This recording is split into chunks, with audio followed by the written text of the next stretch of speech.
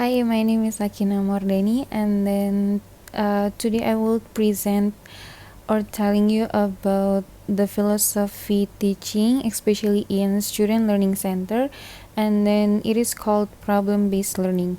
So, what is problem-based learning? Problem-based learning is the problem that given to the students, but it is not simple as the math problem the student have to solve, but the problem in question that can stimulate students' critical thinking by providing a simple phenomenon or simple situation, and then will be asked to find the solution or other alternatives in that problem. So, how is the teacher's job in problem-based learning? And then the teacher's job is not just to provide the information, but the teacher must be able to reconstruct the problem-solving understanding for the students, because students are expected to be the only one who make decisions in the given problems. And teacher also should engage in discussion but not to dominate, because the teacher just to lead the students to become advanced problem solvers. And from that way, students start to become the active learners. So what are the 10 key elements of problem-based learning?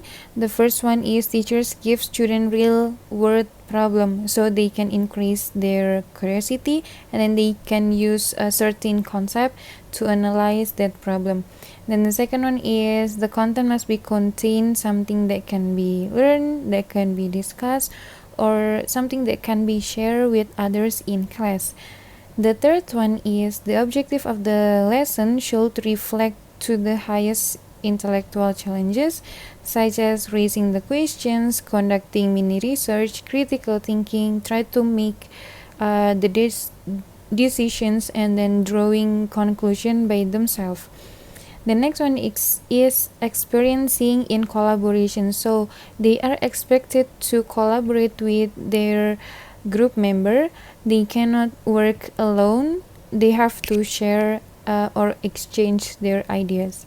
And the next one is each student will get feedback from classmates or even the teachers, so they can improve their critical thinking skills. Number 6 is students are given a chance to revise, change, and present their findings.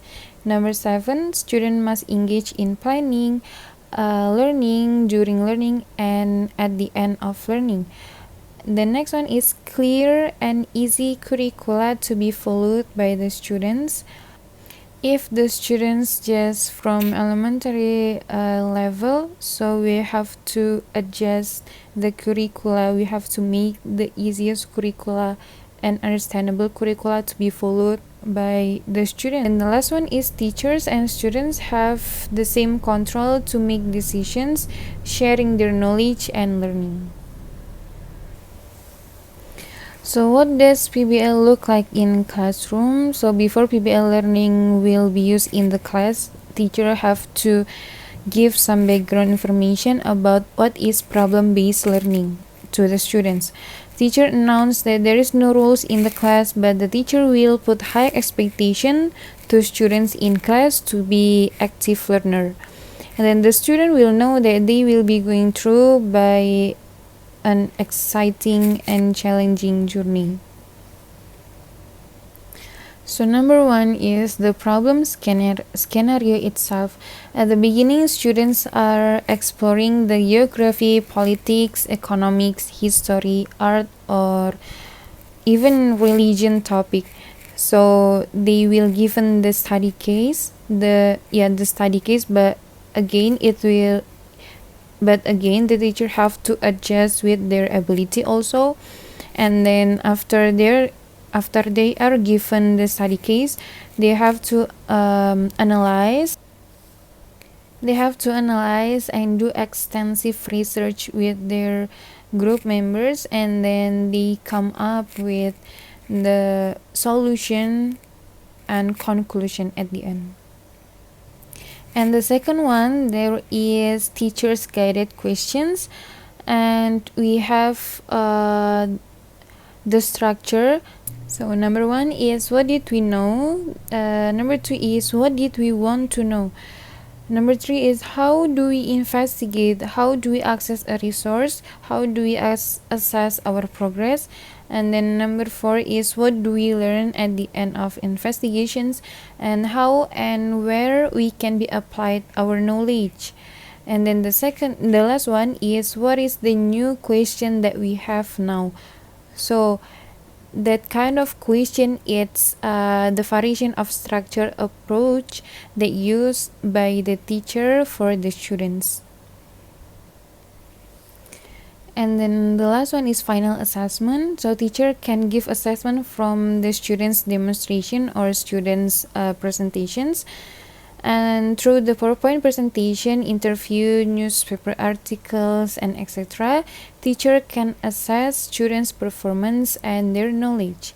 And after the student presented their first presentation, so the teacher must provide an authentic assessment by giving questions, direct feedback, needed adjustment and improvement before the final presentations.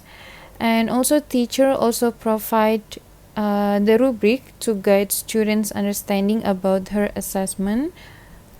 And also after the final presentation, teacher asks students to reflect on their learning process. So after the final presentations, teacher asks students to reflect their learning process by using the guided questions that I mentioned before in the point number 2. And yeah, that's the final assessment that have done by the teacher and the students. So the last one, we are talking about the effectiveness of problem-based learning. So problem-based learning will work well if students are exposed often the challenging situation, and then the student can be superior in the long-term retentions.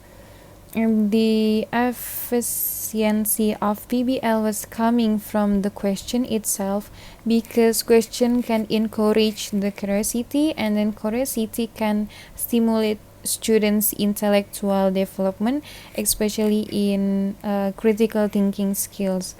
And then it is also supported by the scholars. So the scholars say organizing, modifying, explaining a complex issues with question and research can create a positive impact on learning. So also by emphasizing an inquiry on the learning process makes student feels like, oh, that's my project, and then I have to responsible for my project. It can increase their excitement and then more focus. If we are talking about the 21st century, so actually the problem solving skill and then critical thinking skill was needed in this century. So it's very effective to use problem-based learning in the classroom.